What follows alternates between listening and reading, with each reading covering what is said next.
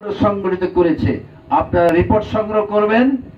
আর দুর্নীতি কারা করেছে, চাঁদাবাজি কারা করেছে, সন্ত্রাসের রাজত্ব কারা কায়েম করেছে, এটাকে অবশ্যই এই বানিয়াপাড়ার আজকে আমার সম্মানিত সুধীজন, সম্মানিত ভাইয়েরা এবং আমার সম্মানিত বাপের বয়স সমতুল্য যারা চাচারা রয়েছেন, আপনারা প্রজ্ঞাবান মানুষ, আপনার মেধা যোগ্যতাকে কাজে লাগাতে হবে।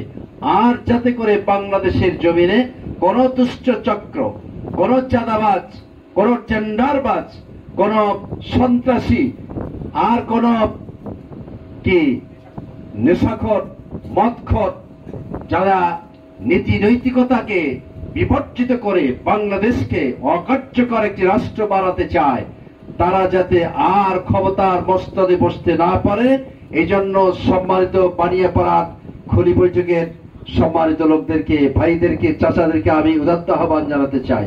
আমরা কি একমত আছি? বলে না ইনশাআল্লাহ। এরপরে আমরা চাই একটি বৃহত্তর ইউনিয়ন।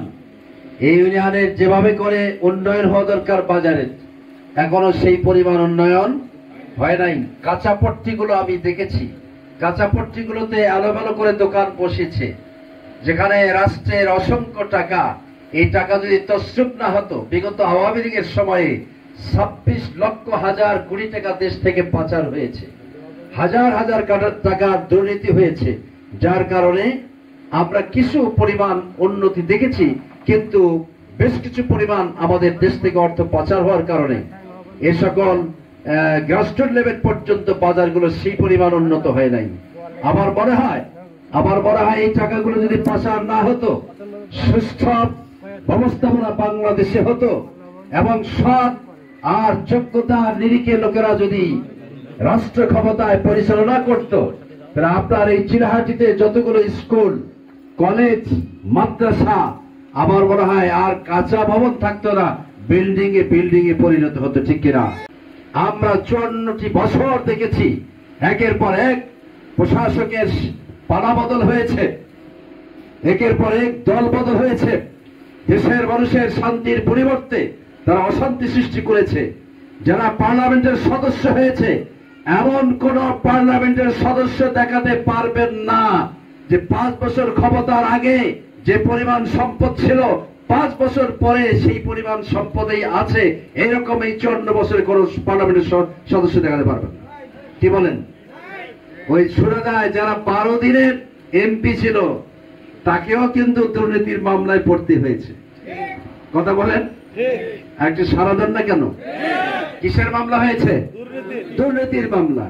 অথচ আমাদের জামাতের 2 জন শীর্ষ ব্যক্তি, মৌলানা মতিউর রহমান নিজামী আমির জামাত রাহিমাহুল্লাহ, এরপরে সেক্রেটারি জেনারেল আলী হাসান মোহাম্মদ মুজাহিদ রাহিমাহুল্লাহ, 2 জন ব্যক্তি 3টা মন্ত্রণালয় পরিচালনা করেছেন। যে মঈনুদ্দিন ফখরুদ্দিনের সরকার এসে শেখ হাসিনার বিরুদ্ধে দুর্নীতির মামলা করেছেন, শেখ বেগম জিয়ার বিরুদ্ধেও মামলা করেছিলেন, কিন্তু আমাদের 2 জন মন্ত্রীর বিরুদ্ধে তন্ন করে ফাইল খোঁজার পরেও 2 জন মন্ত্রীর 2 টাকার দুর্নীতির খতিয়ান খুঁজে পাওয়া যায় না। বলেন না আলহামদুলিল্লাহ?